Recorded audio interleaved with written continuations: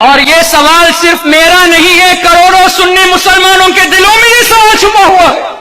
سب کو تم نے کنفیوز کر دیا کہ 25 آیتیں وسیلے کو حرام قرار دیتی ہے۔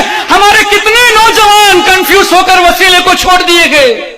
تو سب ان کروڑوں نوجوانوں کو ان کے ایمان کو بچانے کے لیے الحمدللہ ہم نے یہ سوال کیا، اور آج تک جواب نہیں، اور نہ ہی قیامت تک کوئی جواب آئے گا، اس لیے کہ ایسی کوئی آیت نہیں ہے۔ اس لیے ہم گزارش کرتے ہیں اب بھی اگر کوئی اس کے فینس یہاں پہ ہو تو پلیز، کافی فینس نے ای میل کر کے کہا بھی کہ سری لنکا والوں کا جواب دے دو، جواب نہیں دیا تو الحمدللہ کافی لوگ اس کلپ کو دیکھ کر توبہ کر کے سنی بن گئے الحمدللہ۔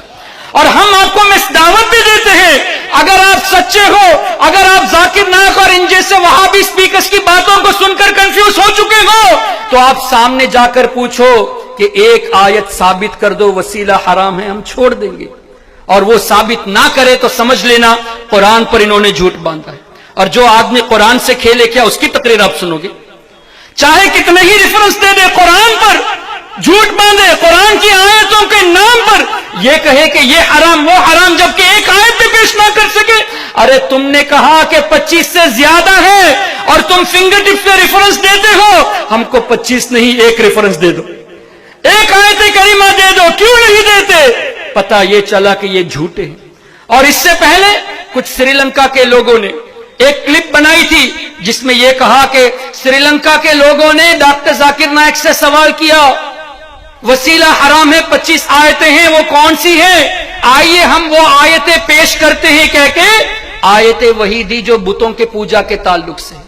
وسیلے کا مطلب کیا ہے؟ فار ایگزامپل آپ نے یہ دعا کی، یا اللہ میرے ماں باپ کے صدقے میں میری مغفرت فرما، اس دعا کو کیا آپ حرام کہیں گے؟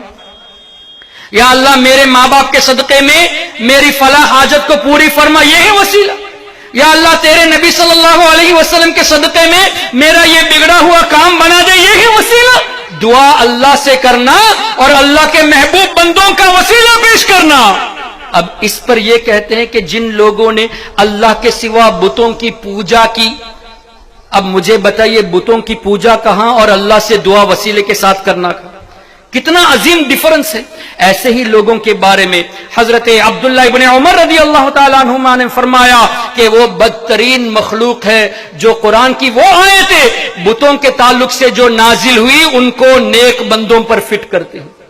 اب حضرت عبداللہ ابن عمر رضی اللہ تعالیٰ عنہما کی ان کے قول کے مطابق جتنے بھی وہابی غیر مقلد اولیاء کرام کے تعلق سے وہ آیتیں پیش کرتے ہیں جو بتوں کے تعلق سے نازل ہوئی تھی، according to the hadith, according to the صحابی رسول، they are the worst creation، بدترین مخلوق ہے۔ ہم نہیں کہتے، بخاری شریف کی حدیث ہے، حضرت عمر ابن خطاب کے صاحبزادے نے فرمایا کہ ایسے لوگ بدترین مخلوق ہیں۔